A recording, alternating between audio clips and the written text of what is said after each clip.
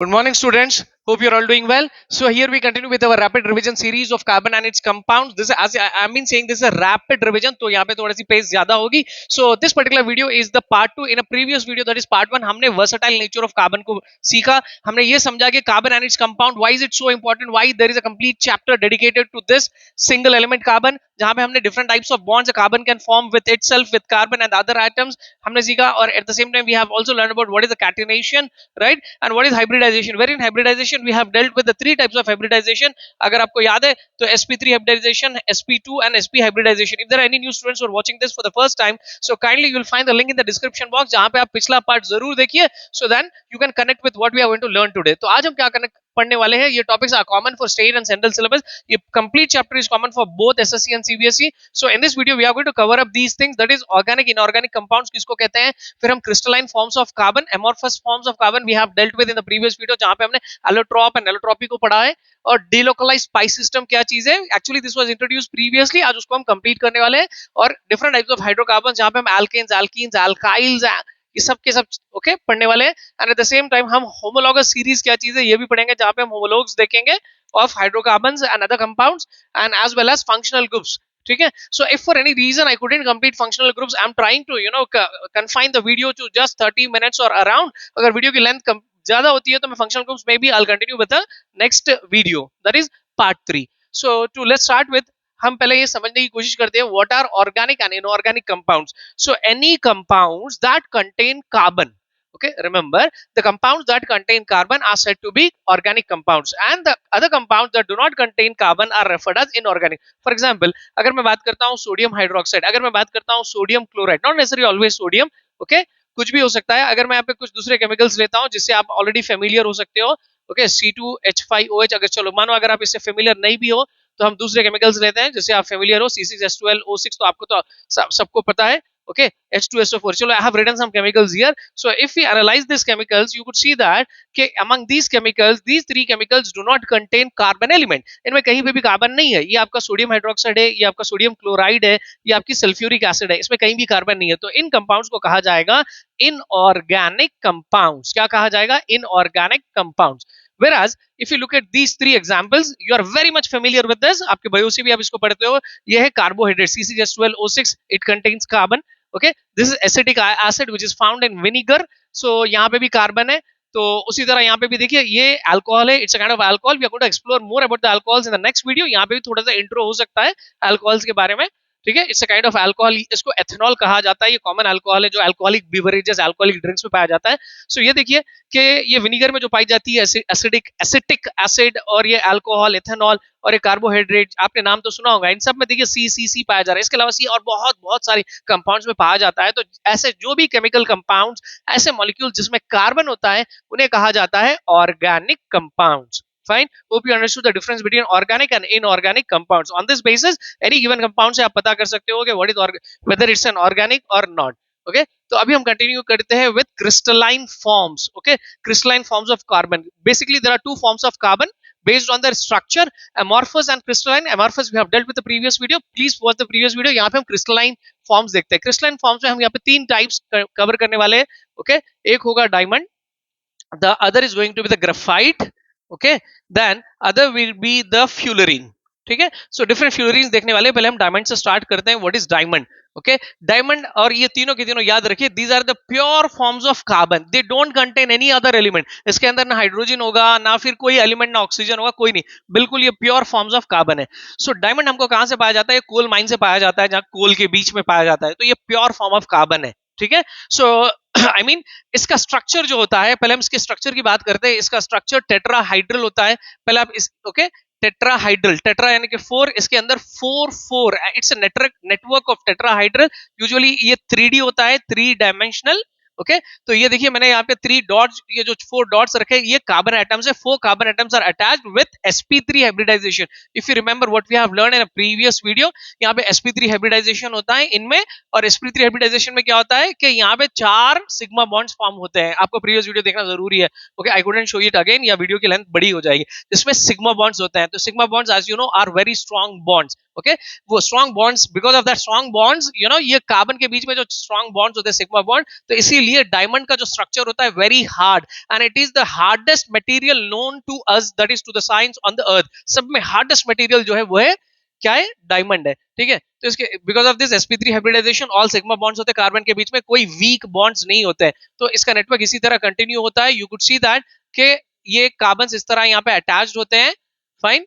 So it forms a network of tetrahedral arrangement, tetra का मतलब होता है 4 कार्बन यहाँ पे अटैच्ड होते हैं, ठीक है, and that's what like okay. और ये एक 3 डायमेंशनल शेप है, you could I can't exactly show you on a screen, I mean like board पे मैं नहीं बता सकता हूँ। सो ये 3D स्ट्रक्चर है जहाँ पे टेट्राहाइड्रल अरेंजमेंट होता है, जहाँ पे कार्बन एक दूसरे से कनेक्टेड होते हैं, कंप्लीट एक network, and it's very strong, okay. और इसको क्रिस्टल कहा जाता है क्योंकि इसका एक शेप है, whereas amorphous के शेप्स नहीं होते। अब हम आगे बढ़ते हैं graphite. So graphite, you are familiar with pencil का जो ग्रेफाइट होता है ना, तो आपकी पेंसिल में जो लेड होती है उसको ग्रेफाइट कहा जाता है। यूजुअली ये 2 डायमेंशनल होती है, दिस इज नॉट 3 डायमेंशनल। यहाँ पे इसमें मॉलिक्यूल्स देखिए, कार्बन के एटम्स, उसमें भी कार्बन था डायमंड में, यहाँ पे भी कार्बन था। तो कार्बन का अरेंजमेंट कैसा होता है कि इट्स जस्ट डिफर्स, ये जो फॉर्म्स हो रहे हैं ना, they differs on the arrangement of carbon, how carbon are arranged, okay. और एक्चुअली ये क्रिस्टलाइन फॉर्म्स हम जो पढ़ रहे हैं जिसमें डायमंड, ग्रेफाइट, फ्लोरीन, इसको क्रिस्टलाइन इसलिए कहा जाता है कि इसमें कुछ ना कुछ ज्योमेट्रिकल शेप आता है, अच्छे से याद रखिए, इसमें ज्योमेट्रिकल शेप बनता है। तो अब ये ग्रेफाइट का शेप होता है trigonal planar, okay. Trigonal planar ये क्या होता है कि इसके अंदर 6 कार्बन होते हैं, ओके। कितने कार्बन होते हैं, 6 कार्बन होते हैं, they are arranged in a perfect hexagonal rings, ये हेक्सागोन की तरह इस तरह रिंग्स पे, रिंग्स का इनका अरेंजमेंट होता है, यानी कि ये परफेक्ट एक हनी कोम्स की तरह दिखते हैं। So you have got another 6 over here, तो इसमें और भी 6 आपको होते हैं, ठीक है। तो इस तरह it is also a network, but this has you know localized weak pi bonds. I tell you what is this, के पहले आपको यह समझना है कि इसमें हाइब्रिडाइजेशन किस तरह का हो रहा है। डायमंड में sp3 हाइब्रिडाइजेशन था, इसमें होगा sp2 हाइब्रिडाइजेशन। जब sp2 हाइब्रिडाइजेशन होता है तो एक अनहाइब्रिडाइज्ड मॉलिक्यूल होता है। अगर आपको याद है कि sp2, ये देखिए यहाँ पे कार्बन का ये ऑर्बिटल डायग्राम है, electronic configuration. In this you could see that कि one electron, if you remember, has been promoted from the 2s to the 2pz, एक इलेक्ट्रॉन प्रमोट हुआ, ठीक है, promotion of an electron, excitation of electron हुआ।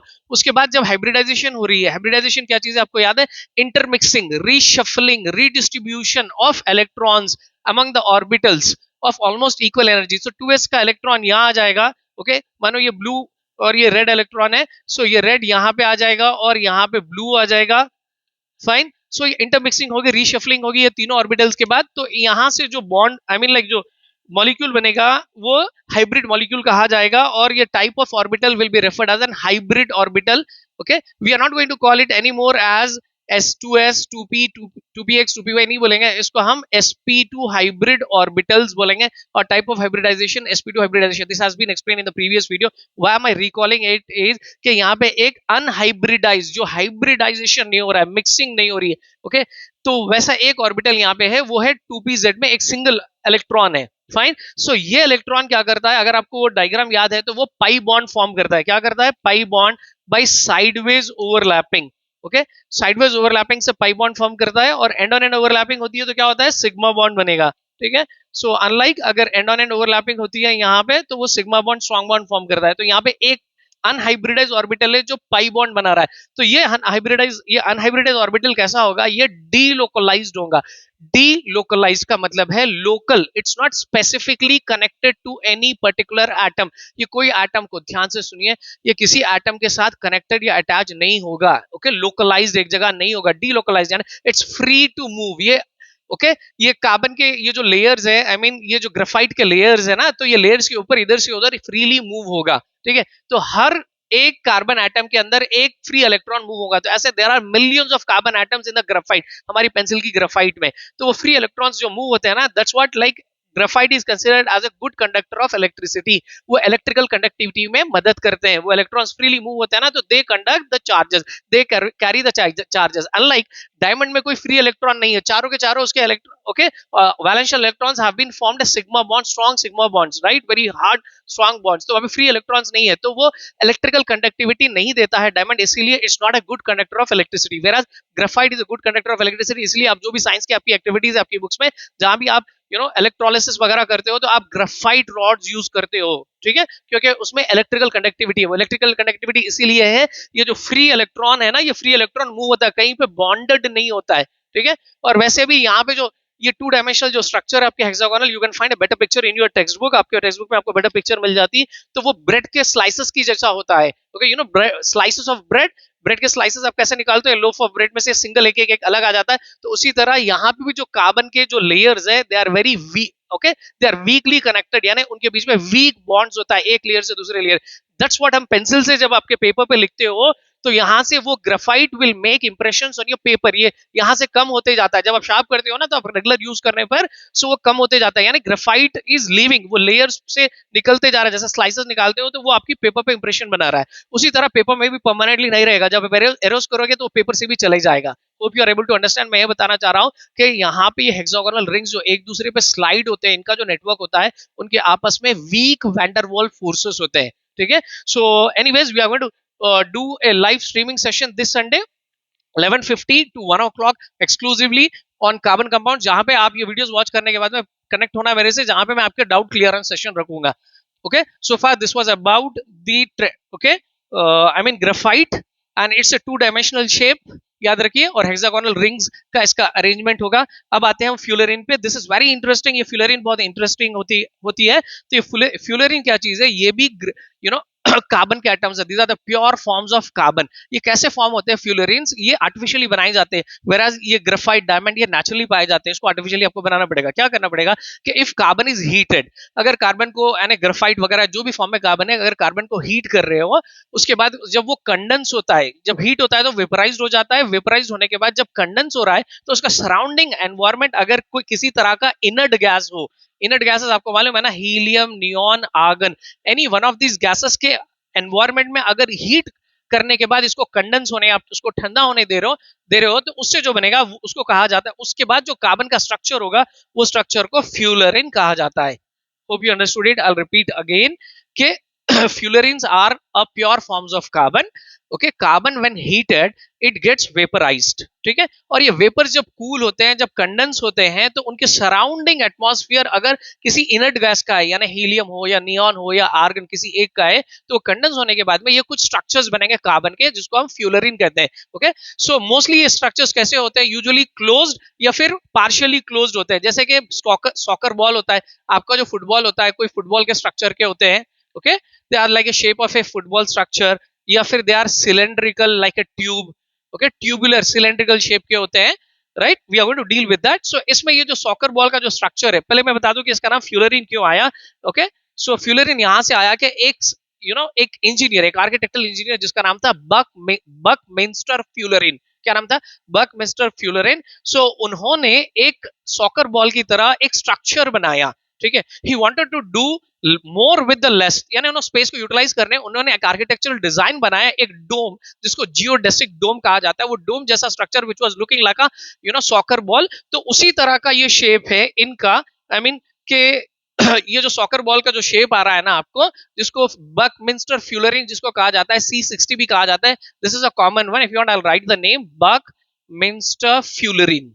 क्या ये Buckminster फ्यूलरिन, ये scientist के नाम से ये कार्बन कंपाउंड को जो C60 पॉपुलरली नोन है, ओके। इसको सॉकर बॉल की तरह दिखता है, सॉकर बॉल को आपको जानते हो ना, उसके ऊपर पेंटागॉन्स और हेक्सागॉन्स होते हैं, राइट। सो उसी तरह इसके अंदर भी हेक्सागॉन्स और पेंटागॉन्स अरेंज रहते हैं, कार्बन इस तरह अरेंज्ड है कि एक दूसरे से they are arrange like hexagon, ये जैसे अब हेक्सागॉन है, फिर उसी तरह ये पेंटागॉन्स भी अरेंज होते हैं, हेक्सागॉन्स पेंटागॉन्स की जैसा ये कंप्लीटली। तो यहाँ पे अराउंड 12 पेंटागॉन्स होते हैं एंड 20 हेक्सागॉन्स होते हैं, fine.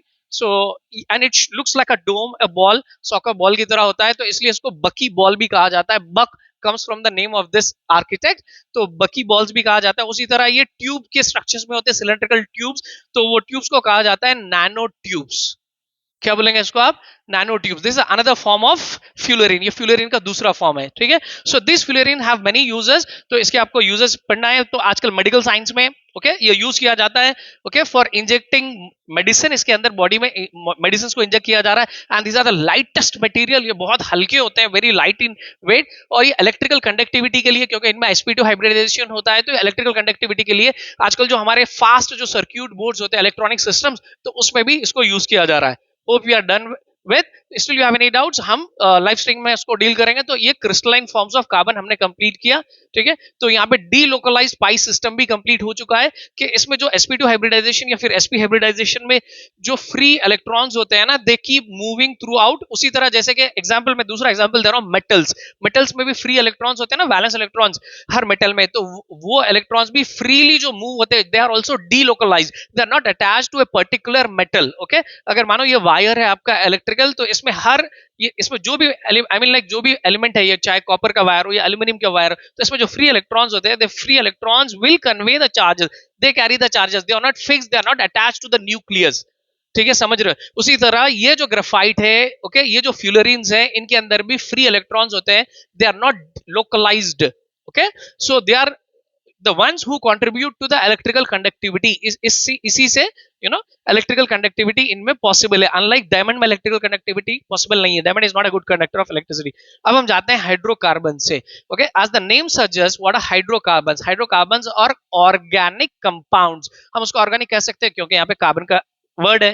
Okay, hydrocarbon, hydro stands for hydrogen, the compounds that contains hydrogen and carbons are referred as hydrocarbons. क्या बोलेंगे? हाइड्रोकार्बन्स। ये देखिए यहाँ पे आपको कुछ हाइड्रोकार्बन्स यहाँ पे दिख रहे हैं कि देखिए CH3 CH2 CH2, I'll tell you what are all this, मैं आपको बताने वाला हूँ एक एक करके। उसी तरह यहाँ भी देखिए CH3 CH, you find only hydrocarbons, या प्योर हाइड्रोकार्बन्स है यहाँ पे, you don't find other elements। उसी तरह यहाँ भी देखिए CH2 CH2 CH2 CH2, ये भी हाइड्रोकार्बन्स है, ठीक है। लेकिन डिफरेंस क्या है इन हाइड्रोकार्बन्स में? आप क्या डिफरेंस नोटिस कर रहे हो कि ये एक लीनियर चेन ऑफ कार्बन्स है, यहाँ पे कार्बन टू कार्बन अटैचमेंट होता है। अगर आप इसका स्ट्रक्चर देखते हो, चलो let me show you the structure for this. अगर हम इसका स्ट्रक्चर ड्रॉ करते हैं तो ये CH3 कैसे होता है, देखो इसकी वैलेंसी सेटिस्फाई करता है। ये जो 3 ब्लू सिंबल्स है, ये हाइड्रोजन अटैच्ड है यहाँ पे। ओके, CH3, फिर यहाँ पे this is attached to another carbon या CH2, there are 2 hydrogens here. Okay, going forward, then again carbon carbon attached है, ये H2 यहाँ पे आएगा, ठीक है, फिर again CH2, right, and then again CH3।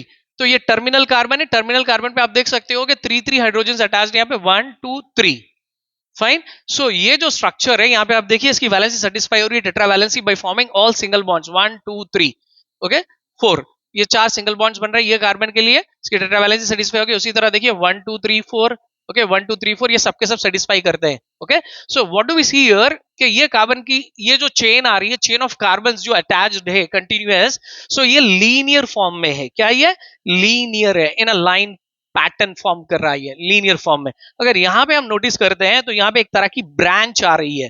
Here we notice कि ये लीनियर के साथ साथ यहाँ पे एक ब्रांच आ रही है, तो इसको कहा जाएगा ब्रांच्ड हाइड्रोकार्बन।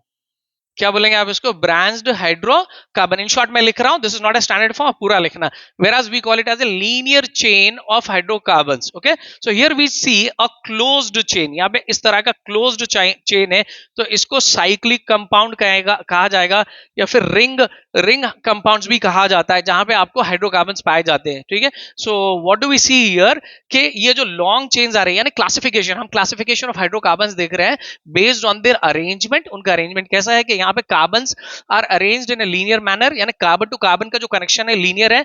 यहाँ पे कार्बन टू कार्बन का जो कनेक्शन है उसमें एक ब्रांच आ रही, यहाँ पे कार्बन से कार्बन जो कनेक्टेड है। Okay, I'll do one thing, I'll show you how this would be। इसका अगर हम स्ट्रक्चर देखते हैं तो देखो यहाँ पे 5 कार्बन्स है, मैं 5 कार्बन्स आपको यहाँ पे पहले बता देता हूँ, 1 2 3 4 एंड 5, ठीक है। तो इसके हाइड्रोजन देखते जाइए आप, यहाँ पे 2 हाइड्रोजन है, 1 2, okay, similarly 2 2 2 each 1, okay, and then 2 maybe I had to point it here।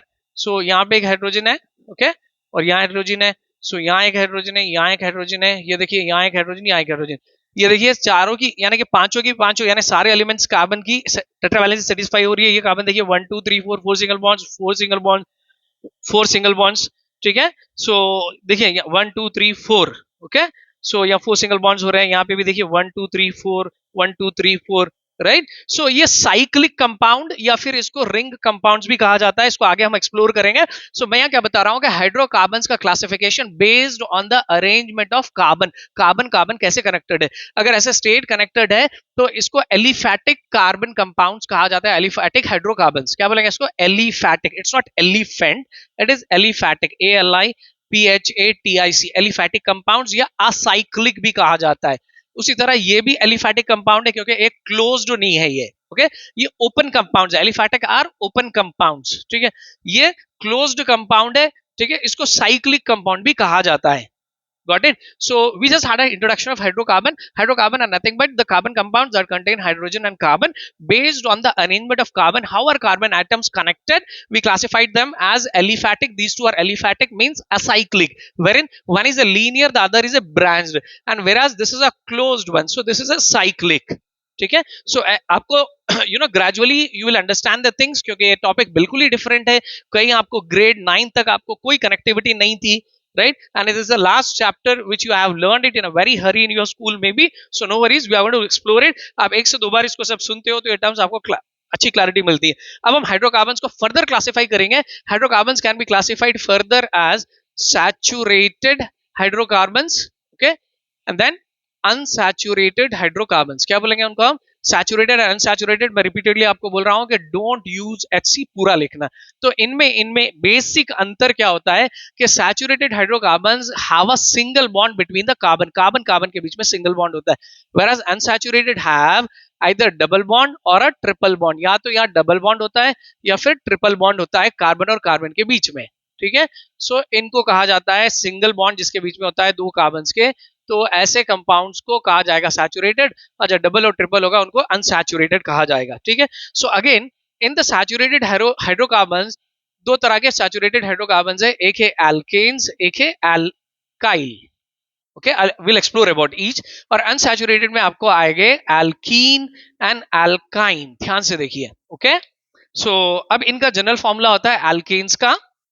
what are we doing here is we are trying to understand the hydrocarbons based on the type of bond between the carbon, carbon carbon जब attach हो रहा है, जो chain बन रही है, अभी हमने जो देखा इस सब में सिंगल बॉन्ड था, कभी डबल बॉन्ड या ट्रिपल बॉन्ड भी होता है। अगर सिंगल बॉन्ड है तो उनको सैचुरेटेड हाइड्रोकार्बन कहा जाता है, ओके। इसके और भी हम प्रॉपर्टीज देखेंगे। और डबल बॉन्ड है या फिर ट्रिपल बॉन्ड है तो उनको अनसैचुरेटेड कहा जाता है। तो इसमें जो सिंगल बॉन्ड वाले हैं उनको स्पेसिफिकली एल्केन और अल्काइल बोलेंगे, दोनों में क्या डिफरेंस है अभी मैं बताने वाला हूं। उसी तरह अनसैचुरेटेड में आपको डबल बॉन्ड जो होगा वो एल्कीन होगा, जिसमें ट्रिपल बॉन्ड होगा कार्बन के बीच में, उसको एल्काइन कहा जाएगा, ठीक है। तो इनका जनरल फॉर्मूला हम लेते हैं। एल्केन्स का जनरल फॉर्मूला होता है CnH2n+2, ओके, क्या है? CnH2n+2। whereas अल्काइल्स का जनरल फॉर्मूला होता है CnH2n+1, यानी इससे एक हाइड्रोजन कम करना है यहाँ पे। whereas alkenes is CnH2n। if you are continuing with this, okay, अगर आप इसको कंटिन्यू कर रहे हो तो इससे इधर देख रहे हो तो यहाँ पे +2 था ना, भी +2 यहाँ पे कम हो गया, डिक्रीज हो गया एल्कीन में। उसी तरह अल्काइन में अगर आप आते हो तो यहाँ पे और दो हाइड्रोजन कम हो जाएंगे, वो हो जाएगा CnH2n-2। I tell you how to remember, this is very important, you need to remember this formula, जिसके ऊपर बहुत सारी कॉन्सेप्ट्स होने वाली है, आगे हमको क्लियर करना है। तो एल्केन्स का फॉर्मूला होता है CnH2n+2। पहले अभी ये देखो, will come back to this after a while, okay. Alkane single bond वाली, डबल बॉन्ड वाला जो एल्कीन है, यहाँ पे अगर आप 2 हाइड्रोजन रिड्यूस कर दो तो ये क्या हो जाएगा? CnH2n, okay.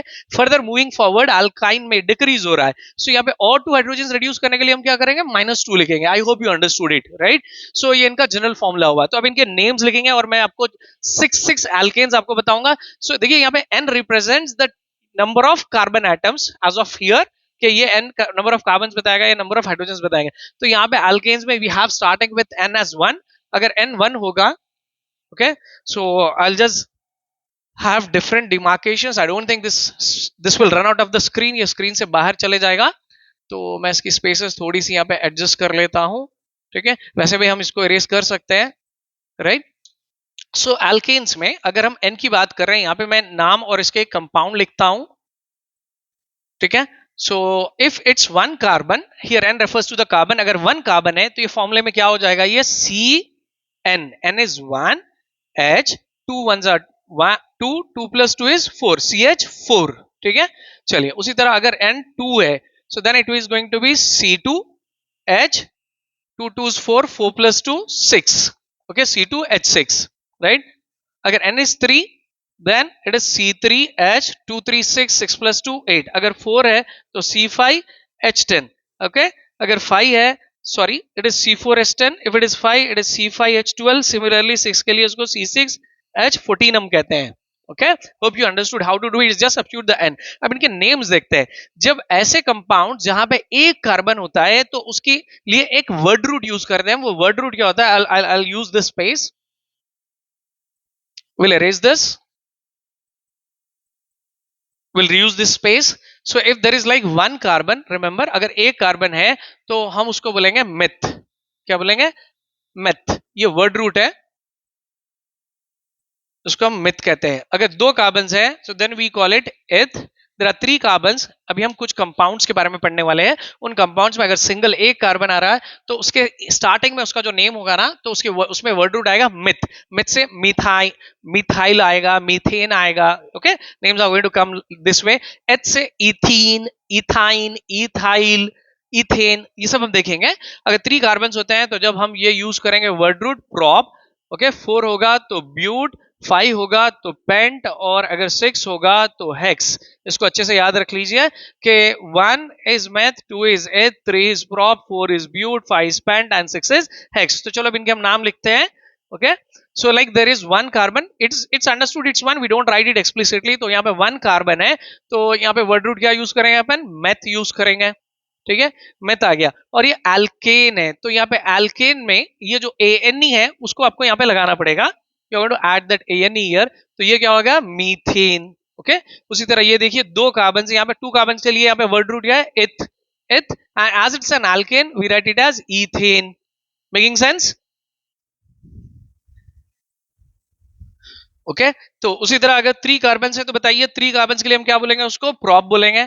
ठीक है, तो ये प्रॉप हो गया. As it's an alkane we write it as ane. तो ये प्रोपेन हो जाएगा, प्रोपेन पढ़ सकते हो.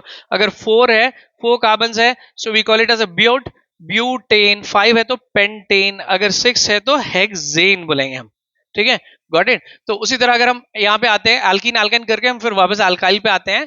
Okay, so in this one, in this alkene, the formula is CnH2n. So if we start with the carbon as 1, okay, C1H2 2 into 1, that is CH2.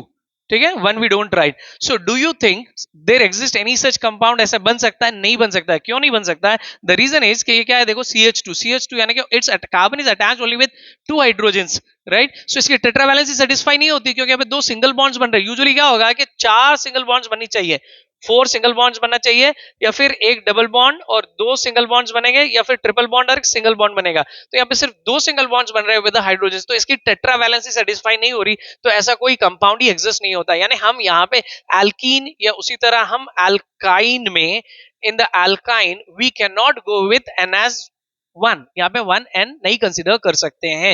Hope you understood. We don't have one. अगर हम one लेते हैं carbon को तो ये क्या होगा? 2 1 2 CH2. CH2 में टेट्रा वैलेंसी सेटिस्फाई नहीं होती. कार्बन की टेट्रा वैलेंसी सेटिस्फाई होनी चाहिए. तो what we do is we start with the two. Okay, two carbon से स्टार्ट करते हैं तो C2 यहाँ पे 2 2 4 H4. Okay, two carbon with 4 hydrogen. देखिए इसका स्ट्रक्चर कैसा होगा? Two carbon they are attached this way, carbon to carbon, H4. यानी यहाँ पे 2 हाइड्रोजन हो गए और यहाँ पे 2 हाइड्रोजन हो गए आपको. ठीक है, यू में से सर फिर भी सेटिस्फाई नहीं हुआ ना, यहाँ पे तो तीन सिर्फ 3 बॉन्ड्स हो रहे हैं. नहीं, they will be a double bond between the carbon. यहाँ पे कार्बन कार्बन के बीच डबल बॉन्ड होगा. डबल बॉन्ड इसीलिए तो इसको एल्कीन कहा जाता है. इनके बीच में डबल बॉन्ड होता है, इनके कार्बन के बीच में. समझ में आ गया? तो ये था C2H4. इसी तरह हम इसको क्विकली एक्सटेंड करते जाएं. सो अगर हम 3 कार्बन लेते हैं C3, ओके, ट्वाइस 2 से इंटू कर दीजिए 6 C3H6 C4H8 C5H10 C6H12. अब इनके हम नेम्स देखते हैं क्विकली. देखिए टू कार्बन है, जब टू कार्बन होते हैं तो इनका नाम होगा, यानी वर्ड रूट उनका इत होगा. इसके बाद ये प्रीवियसली हमने एन लिखा था क्योंकि ये अल्केन से थे. अभी ये कहां से? अल्कीन से. तो इसको लिखे हम ईन, इथीन. तो उसी तरह 3 है तो यहाँ पे क्या होगा? ये प्रोपीन, प्रोपीन. ये होगा butene, pentene and hexene. I hope you understood it. ठीक है, तो उसी तरह अब हम अल्काइन से जाते हैं, right. So this space I think we can utilize this space, it's more than enough. तो ध्यान से देखिए अभी अल्काइंस में क्या होता है कि ट्रिपल बॉन्ड होता है यहाँ पे कार्बन कार्बन के बीच में. तो देखो यहाँ पे भी सेम केस है. यहाँ पे इफ यू टेक 1 सो यहाँ क्या हो जाएगा? 2 1 2. ओके, 2 - 2 0, यानी कार्बन विद 0 हाइड्रोजन यानी नो हाइड्रोजन. तो यहाँ पे हाइड्रोकार्बन नहीं होगा, ये कार्बन एग्जिस्ट होगा, सिंगल कार्बन.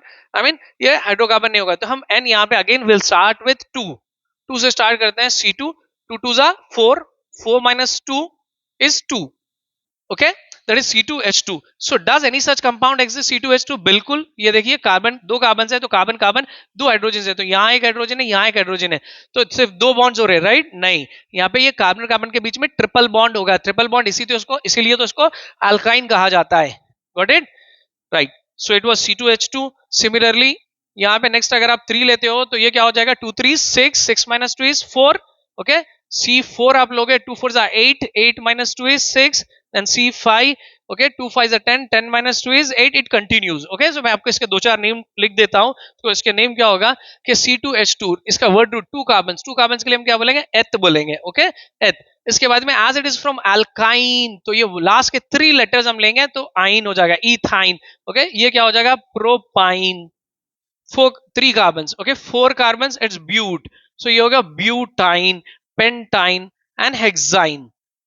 ठीक है. So it doesn't mean that they are like only up to 6 carbons. There is a longest chain, बहुत ज्यादा होते हैं इसके आगे. अगर 7 कार्बन्स, 8 कार्बन्स, 8 कार्बन्स है तो हम उसको ऑक्टा बोलते हैं, 7 है तो सेप्टा बोलते हैं. तो ये कंटिन्यू होता है. Okay, yesterday I mean like previous video में मैंने बताया कि आपको मिलियंस ऑफ कार्बन्स अटैच्ड होते हैं, राइट? सो अब मिलियंस का नाम तो नहीं है. ओके, चलिए अब हम जाते हैं अल्काइल से. ये लास्ट होगा. Will stop here and will continue with the homologous series functional groups in the next video, क्योंकि वीडियो की लेंथ 30 मिनट्स क्रॉस कर रही है. सो ये अल्काइल ग्रुप क्या होता है कि this is also, it also has a single bond between the carbons. This is formed by removing one hydrogen from your alkane.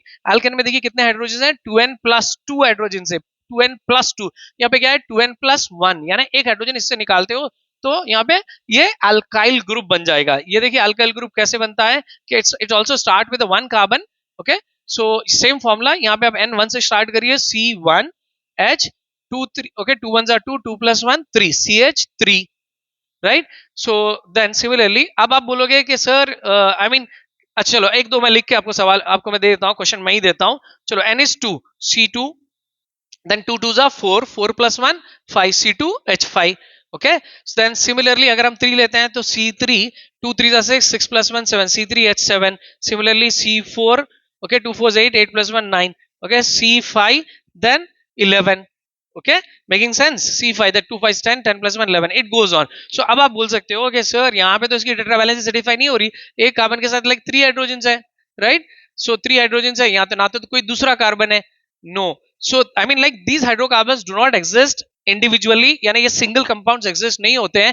These are a part of you know a bigger compound. एक इसका बिगर molecule होता है जिसको, जैसे कि अब ये attach होते हैं, let's say CH3OH. Okay, CH3COOH. We'll read about all these, don't worry. हम अगली वीडियो में बिल्कुल इसके बारे में पढ़ेंगे. ये देखिए CH3OH. अब यहाँ पे एक एग्जांपल लेते हैं हम, CH3OH, CH3COH. इसको कहा जाता है मिथाइल अल्कोहल. इसमें इसको, चलो पहले हम इसका नाम देखते हैं कि इसको कैसे पढ़ा जाएगा. अब ये अल्काइल था तो यहाँ पे एक कार्बन की वजह से इसको मिथ कहा जाएगा. ओके, और YL नेक्स्ट 2 लेटर्स यूज करेंगे, इसको मिथाइल. इसको क्या बोलेंगे हम, इथाइल. ठीक है, ethyl. Let me tell you again, they don't exist independently, they are formed connected to another single atom. एक सिंगल एटम या फिर एक ग्रुप ऑफ एटम के साथ ये कनेक्टेड होते हैं. कैसे होते हैं मैं आपको बताऊंगा. अब इसका नाम बस याद रख लीजिए, इसको मिथाइल, इसको इथाइल, इसको प्रोपाइल, इसको ब्यूटाइल, इसको पेंटाइल, हेक्साइल, इस तरह कंटिन्यू होगा. ये देखिए CH3OH का हम एग्जांपल लेते हैं. ये क्या है, फर्स्ट CH3 को क्या बोलेंगे हम, CH3 को मिथाइल कहा जाएगा. तो methyl OH, OH is a alcohol functional group. हम नेक्स्ट वीडियो में देखेंगे वो क्या होता है. अब इतना याद रखिएगा, इथाइल, इसको मिथाइल अल्कोहल कहा जाता है. ठीक है, तो इसका स्ट्रक्चर कैसे होगा, यानी टेट्रावैलेंसी कैसे सेटिस्फाई होगी, CH3, there are 3 hydrogens. Okay, so this blue lines, let us assume they are all attached here. अब यहाँ पे ये जो OH है वो OH यहाँ पे अटैच्ड होगा ऐसे, OH. ओके, सो ये देखिए इसकी टेट्रावैलेंसी सेटिस्फाई हो रही है, 1 2 3 4. आप बोलेंगे सर ऑक्सीजन के तो डबल बॉन्ड बनना चाहिए. तो हाँ भाई, तो ऑक्सीजन की वैलेंसी 2 है, ये डाइवैलेंट कंपाउंड है, तो ये एक सिंगल बॉन्ड एक हाइड्रोजन से बनेगा, एक सिंगल बॉन्ड एक कार्बन से बनने वाला है इसके साथ. ओके, तो यानी ऑक्सीजन की भी वैलेंसी सेटिस्फाई होगी यहाँ पे. अब हमारा मेन कंसर्न कार्बन था, कार्बन की टेट्रावैलेंसी सेटिस्फाई हो गई. ओके, मैं ये बोलना चाह रहा हूँ कि they don't exist independently, they all are attached with other single एक एटम से या group of atoms, specific atoms होंगे जिसको फंक्शनल ग्रुप्स बोलेंगे. इसको हम नेक्स्ट वीडियो में पढ़ेंगे. ठीक है, नेक्स्ट वीडियो में हम कंटिन्यू करते हैं with the functional groups. Okay, आज हम नहीं कर पाए होमोलॉगस सीरीज, पहले कंटिन्यू करेंगे, हम कंटिन्यू करेंगे, फिर फंक्शनल ग्रुप्स देखेंगे और आइसोमरिज्म देखेंगे. 3 चीज देखेंगे, और if possible, if time permits, हम नोमेनक्लेचर, IUPAC नेम्स भी स्टार्ट करेंगे नेक्स्ट वीडियो में. Till then have a good day and have a good practice.